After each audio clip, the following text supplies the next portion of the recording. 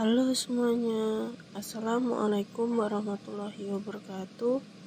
Perkenalkan, nama saya Ernovita dengan NIM 5020149. Di sini saya akan menjelaskan materi tentang dasar pertimbangan kurikulum 2013, kurikulum darurat, dan kurikulum paradigma baru.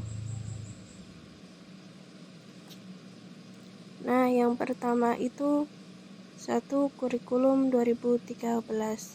Kurikulum 2013 merupakan perangkat mata pelajaran yang program pendidikan berbasis sains yang diberikan oleh suatu lembaga penyelenggaraan pendidikan dengan tujuan untuk mempersiapkan lahirnya generasi emas bangsa Indonesia dengan sistem di mana sistem lebih aktif dalam kegiatan belajar mengajar.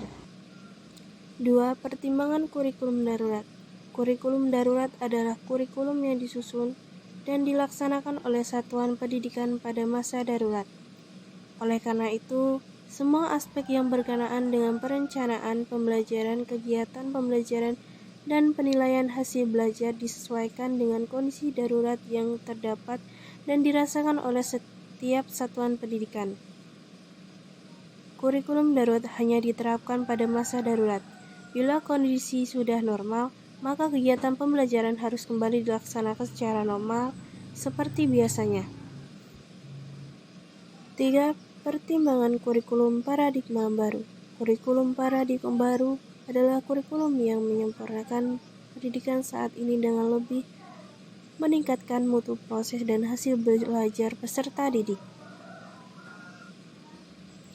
Setiap kurikulum memiliki karakteristik dan poin pokoknya tersendiri. Ketika itu berkenaan dengan proses pembelajaran dan program pendidikan.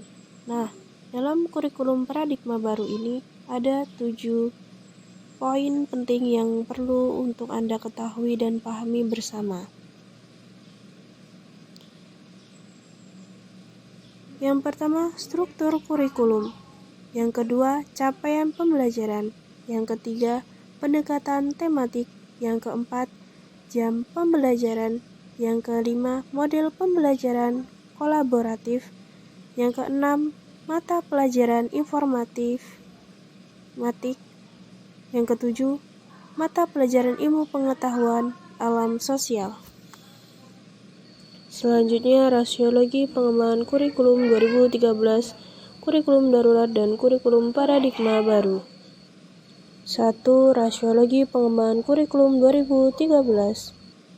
Pengembangan kurikulum perlu dilakukan karena adanya berbagai tantangan yang dihadapi, baik tantangan internal maupun tantangan eksternal.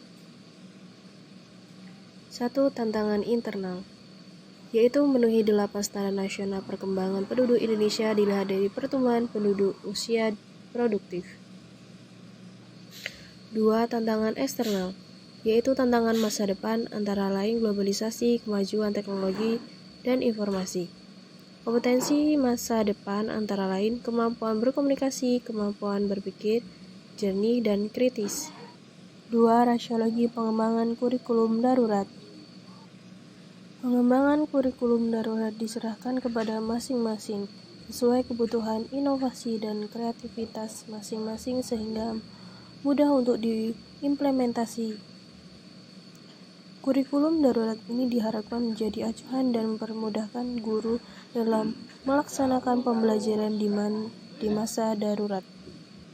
Kurikulum pada satuan pendidikan dalam kondisi khusus memberikan fleksibilitas bagi sekolah untuk memiliki kurikulum yang sesuai dengan kebutuhan pembelajaran siswa. Selanjutnya, 3. Rasiologi pengembangan kurikulum paradigma baru. Kehadiran kurikulum paradigma baru 2020 dengan penerapan bertahap melalui sekolah penyerahan merupakan suatu upaya transformasi pendidikan yang telah mempertimbangkan prinsip dan landasan pengembangan kurikulum. Itu saja yang dapat saya sampaikan. Saya akhiri. Wassalamualaikum warahmatullahi wabarakatuh.